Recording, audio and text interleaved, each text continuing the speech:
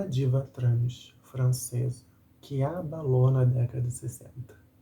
Ela colocou a França como seu próprio palco. Ela foi uma atriz, ela foi uma bailarina, ela foi uma cantora. E de grande sucesso, considerada um dos sex symbols da época. Isso tudo a gente pensando no século passado, na década de 60, e que ela teve algumas conquistas que, assim, a gente só pensaria hoje em dia. Inclusive, a gata casou na Igreja Católica. Isso pra mim, eu fiquei gagging, eu fiquei assim, passada. Bom, esse é um novo quadro aqui do canal, Arquivo Trans. E é um especial no mês da visibilidade trans. Então, toda quinta até o dia 29, nós vamos ter alguns vídeos aqui contando sobre figuras públicas, personalidades da mídia, pessoas históricas que estão dentro da nossa comunidade trans. É isso, bora lá.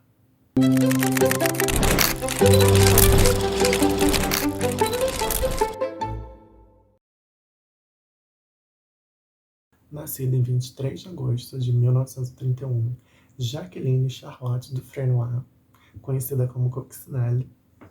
Ai, gente, o meu francês, aquelas. Nem sei se eu tô pronunciando certo, mas deixamos em off.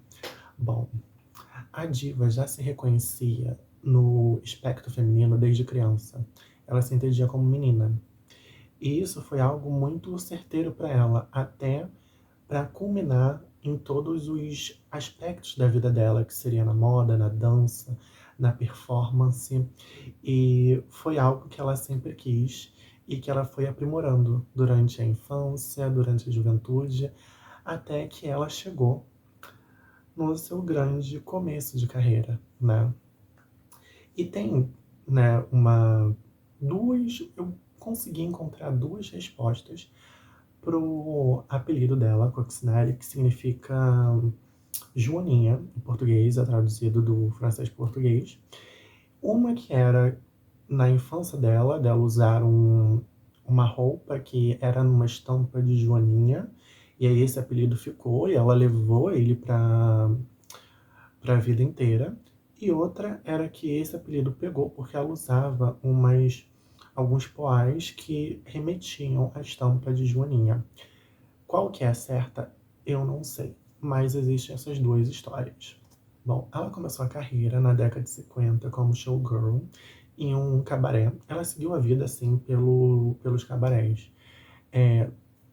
Só para entender, cabaré é um local onde que tem show, onde que tem performances, artistas cantando, enfim, é um local de performance, tá? Antes que vejam por outro lado. Então ela fazia muitos shows no cabaré, fazia performances exclusivas, de músicas exclusivas, e ela começou a ser conhecida por conta disso, porque ela cantava, ela dançava, e ela escolhia os shows, a coreografia e tudo mais, ela montava, então ela estava a parte disso também. Isso tudo dentro da performance também levava ela a ser mais vista, até porque comparavam bastante ela com a Brigitte Bardot, vamos deixar em off, e a Marilyn Monroe. Então ela era aquela diva meio que naquele estilo noir, sabe? Então ela conseguia encantar não só pelo talento, mas pela beleza também. Levou ela a se tornar um símbolo sexual para a época. Então quando a gente pesquisa na internet sobre ela, a gente quase não encontra nada, mas quando a gente coloca Coccinelle e atriz, a gente consegue encontrar assim, imagens que você fica assim, gente, ela era super diva, sabe? E todas as conquistas dela mostram que foi algo assim além do tempo, sabe? Algo que a gente pensaria que só conseguiríamos hoje. Ela conseguiu isso na década de 50, na década de 60, sabe? Então, bora lá. Mais perto ali da década de 60, lá para 1958, ela decide fazer a cirurgia de redesignação. E ela sai da França e vai para Casablanca, em Marrocos, para fazer essa cirurgia com o Dr. Bourreau. Georges Bourreau. Acho que é essa a pronúncia, não sei. Mas ele ficou conhecido por fazer essas cirurgias, enquanto numa época que, enfim, né, a gente sabia que esses avanços tecnológicos e até a temática da cirurgia, né, era, nossa, muito pouco viável e, de certa maneira, até visada, né, mas pelo que eu entendi, ele exercia a profissão dele normalmente, até porque ela foi pra lá, né, pra fazer. Ele não tinha feito só ela, ele fez outras. E é muito interessante como ela fala que quando ela acordou pós-cirurgia, o doutor chegou no quarto dela e falou assim: Bonjour, mademoiselle. E ela sabia que ali tudo tinha ocorrido bem, sabe? E foi algo assim bem interessante que ela colocou, né, nesse relato, porque ela tinha medo de sofrer, né, qualquer tipo de prisão, algo do tipo. Até porque antes dela fazer a cirurgia, ela poderia super ser presa por estar usando roupas que não condiziam com o gênero que a sociedade, né, tinha atribuído a ela. E, de fato, ela só conseguiu se sentir bem nessa mudança nessa mudança cirúrgica, sabe? Ela fala: o doutor Burro corrigiu o erro que a natureza havia cometido e eu me tornei uma mulher de verdade, por dentro e por fora. Bora lá, gente. Década de, né, 50, ali aproximando da década de 60. Hoje em dia nós temos outras percepções sobre a cirurgia, mas a gente está falando, né, sobre uma questão biográfica e tudo mais. Era assim que ela se sentia.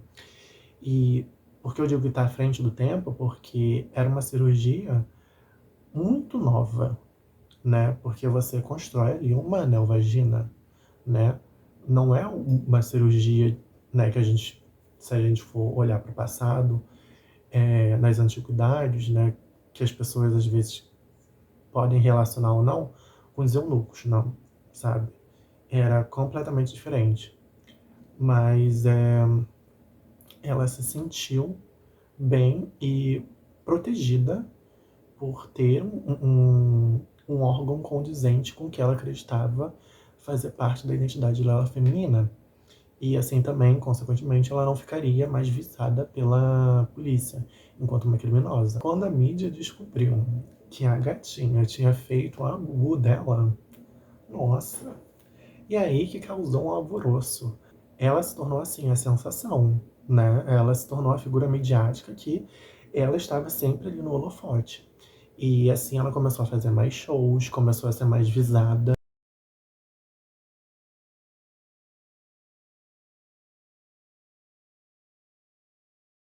Ça c'est Paris, ça c'est Paris, Coccinelle. Une femme qui passe, un petit coucou et tout d'un coup nous voilà sans dessous. Une femme qui passe, et pris tout fatigué, on devient gai. C'est le soleil qui chasse les nuages gris et les ennuis, la vie tout nous sourit. On se lance amoureux sur sa trace, et tout cela parce qu'une femme passe par là. Aux Champs-Élysées, quand on me voit passer, tous les hommes s'empressent de se retourner. Coccinelle! Quand le long des clous, je traverse tout à coup, à mon passage, l'embouteillage est fou. Je fais tant d'effets que l'agent distrait en avale son sifflet. Oh, mais qu'est-ce que j'ai donc, qui trouble les garçons, là là. Est-ce mon petit nez retroussé, mes grands yeux étonnés? Qu'est-ce que j'ai donc, mais qu'est-ce que j'ai donc? Mais je suis de Paname, là la raison. Et des vraies parisiennes, je suis l'exception. Fez até turnê, se eu não me engano, pela América Latina. Mas foi uma turnê internacional, assim, participou de filmes. E assim ela foi conquistando mais ainda a partir do talento dela e dessa questão midiática que acontecia, né? porque ao mesmo tempo que as pessoas conseguiam ser preconceituosas, de colocar o corpo dela enquanto exótico, ainda existia essa curiosidade e ela conseguiu fazer disso um grande mousse, né? E a partir dessas turnês e tudo mais, ela lançou um disco, inclusive esse disco está no Spotify. E assim, eu não sei se ela chegou a fazer muito sucesso com o disco, mas ela lançou, a gente tem esse arquivo. Se eu não me engano, foi remasterizado em 2013 e colocado. Tenho quase certeza disso, não sei. Mas ela foi se movimentando para, né, engrandecer mais ainda o legado que ela estava construindo. Ela quis casar na igreja e uma das determinações da igreja era que ela se rebatizasse enquanto Jaqueline. Então a Igreja Católica Romana disse a ela: ok, você pode casar aqui, mas vamos te rebatizar.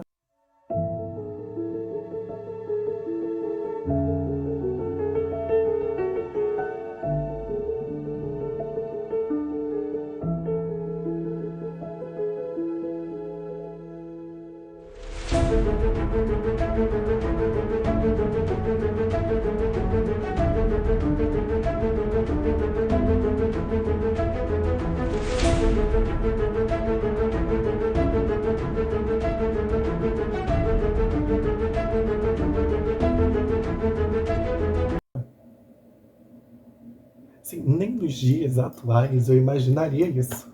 Nem nos dias. Gente, isso assim nossa, eu não sei, eu não tenho nem palavras para isso, porque parece muito irreal, até para os dias atuais, sabe? Mas não, ela conseguiu tanto legalmente quanto religiosamente ser tratada no feminino, ser reconhecida enquanto mulher. Ela casou na Igreja Católica Romana São João de Montmartre em 16 de março de 1962. Esse casamento não durou muito, a diva se casou novamente depois. Mas uma informação assim que não tem nenhuma relevância, mas que eu gostei no pré-casamento dela, eu fui ver a data das fotos, ela se casou. Foi que 13 de março de 1962, no pré-casamento, ela já estava fazendo todas as fotos e tudo mais, todo o pré-wedding. E, gente, enfim, foi dia 13 de março, o dia do meu aniversário. E a diva, no próximo relacionamento, ela se casou em março também. Mas só de saber que tinha uma movimentação ali no dia 13 de março, ai, gente, é uma informação irrelevante, mas quis compartilhar. Enfim, ela se casou. Esse primeiro casamento dela foi com um jornalista francês, Francis Bonnet. E acho que não durou nem 6 meses, gente. Acho. Mas ela se casou depois com um dançarino. Com um dançarino paraguaio chamado Mário Costa. Ela veio aqui para América Latina, se eu não me engano, ela veio também para o Brasil, para o Rio de Janeiro. Eu não consegui as informações completas disso, porque, especificamente aqui no Brasil do Rio de Janeiro, tinha um artigo sobre, mas esse artigo estava bloqueado por ser de uma universidade lá fora. Eu poderia tentar pegar pela minha universidade, mas, se eu não me engano, eu teria aqui na biblioteca, né, da minha universidade. E assim, eu não tô com paciência, sabe, pra esse babado. Então eu fiquei, ai, não vou nas férias lá na universidade fazer isso sem saber se é uma certeza que eu vou conseguir acessar o site. Mas, enfim, ela já esteve por aqui e ela foi uma sensação também, tá, na América Latina, ainda mais por conta desse relacionamento com o Mário Costa. E bom, depois do relacionamento com o Mário Costa, a diva se casou de novo. E ela se casou com um homem transgênero, que foi o ativista Thierry Wilson, ou Thierry Wilson. E nós temos aí um relacionamento transcentrado. Gatinhos. Quando eu tô dizendo que ela é à frente do tempo, é à frente do tempo, né? E, bom, a partir desse relacionamento, desse último relacionamento com o Will, se aposentou dos palcos, se aposentou ali dos shows e foi seguir por uma carreira de ativista, por algo que ela pudesse retornar para a comunidade trans da França, que muitas das vezes não conseguia acesso à saúde, acesso às cirurgias, acesso de acolhimento. E ela foi bastante revolucionária nesse sentido. Bom, ela não teve só para si o seu legado, né? E ela conseguiu transpor isso a partir do tempo, sabe? Não só com as conquistas dela, mas com as possibilidades de ajudar outras mulheres trans também. Então, em 2006, ela falece aos 75 anos. Mas, fora isso, ela deixou um legado, um legado tão forte e tão significativo de conquistas que eu não imaginaria que hoje em dia alguém iria conseguir. Então, é algo assim que, pra mim, foge muito do tempo, sabe? Pra mim parece muito irreal as conquistas para um momento onde que mesmo houvesse discussões sobre gênero, sobre feminismo, discussões progressistas, poxa, década de 50, 60, sabe? Depois disso tem uma questão do boom da AIDS, sabe? Então ela passou por várias situações que ela foi muito fora da curva, assim.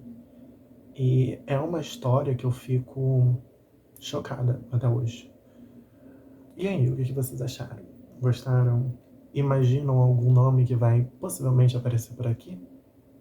Bom, deixa aí nos comentários. Que é bom que assim a gente vai conhecendo mais personagens históricos da nossa comunidade. Um beijo.